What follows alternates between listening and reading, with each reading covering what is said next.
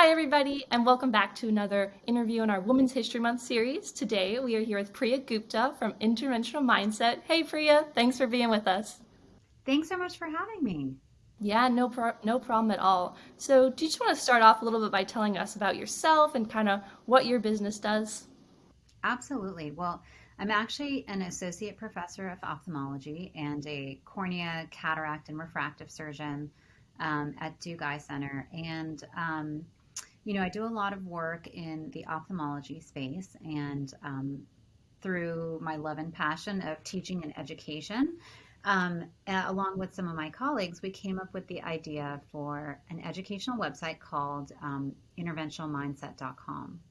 This educational site is really focused around trying to bring that real practical education directly to doctors and to their staff, and ultimately with the goal of helping ophthalmologists really kind of get their practice to the next level, to help them provide better patient care and adopt new technology in a safe and comfortable manner. Great, that's awesome and very useful, it sounds like. So talk to us a little bit about yourself, your kind of career journey. How'd you get started in ophthalmology and why ophthalmology and why you ended up deciding to kind of, make a podcast about it to help others?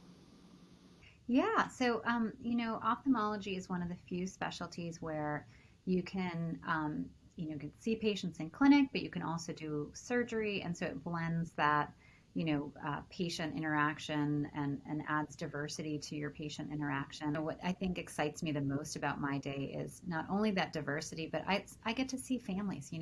My cataract patient sends in their grandson or their granddaughter for something, and that holistic approach, that kind of, traditional view of medicine where you might see people not only over time, but multiple family members. I think that's really special. That generational aspect is super interesting. Yeah, absolutely. A couple colleagues and I we were just actually it took the pandemic to get us to to have time to stop and think about, how do we who are, early adopters of technology, how do we get our information? We don't just go there and try something. And we realized, hey, we actually, have our own network and our own sounding board of people where, if I have a question, I can call up my friend and say, hey, like, how did you bring that into your practice? Or, ooh, I just did my first one of this today. What did you do when you encountered this? And we felt like, okay, gosh, we're so lucky that we have that, peer group. But we wanted everybody to have access to that information because ultimately, you know, being able to have that knowledge gap filled, I think, is what gives clinicians confidence. Cool. And you kind of talked about filling that knowledge gap, which I think is super important for other ophthalmologists in the community. Would you say that's kind of the largest impact you've seen so far by launching this sort of initiative? There's something very special about impacting someone one on one. The goal of our website is not to necessarily, I mean, it's a small business, of course, but it's not necessarily meant to be a small business. All of us have day jobs as doctors. And so, it really is focused around education and that passion for education and helping our colleagues. What would you say has been the toughest challenge you've faced in your career as a woman and, leading in your career or any sort of thing like that?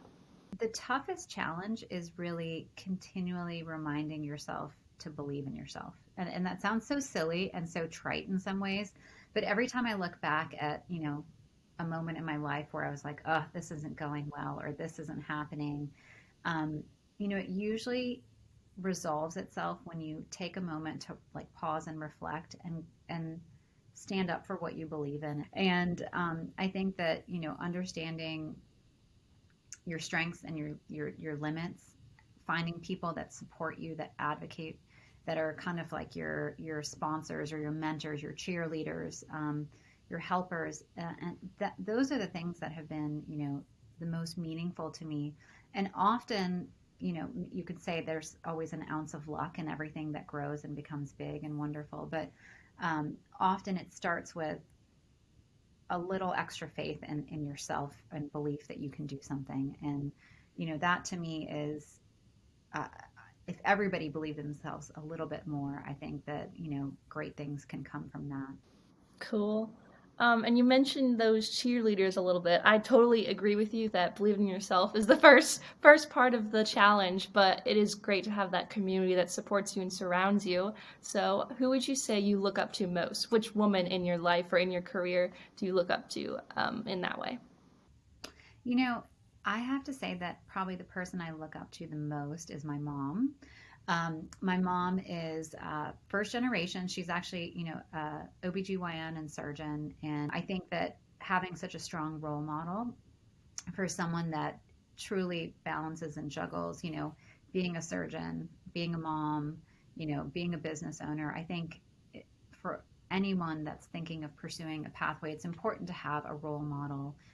Mine happened to be my mom, but the finding someone that's done it and that's done it well, and to be able to ask questions and look at their path and learn from their path, I think is so invaluable. Yeah, I love that. I agree. Moms are the best. Like, there's just really no denying it. Yeah, I'm really lucky to look up to my mom as well, so I can totally relate to you there. Going back to you were talking about the toughest thing you've witnessed in your career so far as a woman. What do you think's been the most rewarding thing that you've experienced? I'm actually in the process of starting my own practice, and the last few weeks I've had patients come in and say, "Oh my gosh, I got your letter that you're leaving," and I cried when I opened the letter. And gosh, what a touching thing for someone to say, that they would be so bummed that their eye doctor was leaving or changing practices. And I think that, to me, when I look back at like what motivates me in my day, and this applies also to kind of how I look at interventional mindset as well. It's about connecting with people.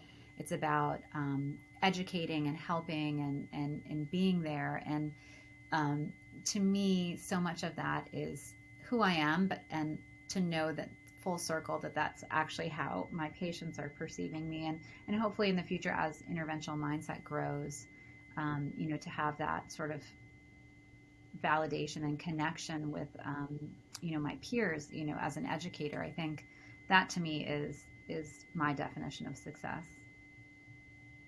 That's awesome. I totally agree with you. I think the kind of connection aspect is what what we strive to achieve in any career. Like we want to make those one-on-one connections, whether it's with people in front of you or whether it's with someone online. I think that's really valuable. Our last question today is, what advice do you have for other women who maybe want to start their own business or they want to maybe enter a leadership role in their career? What would you say is your top advice for them? I think having a common mission is really important. One thing that I've learned along the way here is that you might think or know, okay, I'm having so and so do this part of the business, but you have to know your people and know whether or not they're passionate or if they share the same mission as you. And I think that if you can establish that from the outset, you'll be so much better off. And it's way easier to kind of say, you know what, maybe this isn't the best fit because you feel this way about this and I feel that way about that. And if you can align, then and find yourself in that strong team, I think really, truly the sky is the limit then. I agree. Know your people. I love that. Yeah, yeah. I think that wraps up our interview for today. Thanks again, Priya, for joining us. Thanks for having me. No problem. And you can check out Interventional Mindset at interventionalmindset.com. And you can also follow them on Twitter at iMindset. So thanks again, everyone.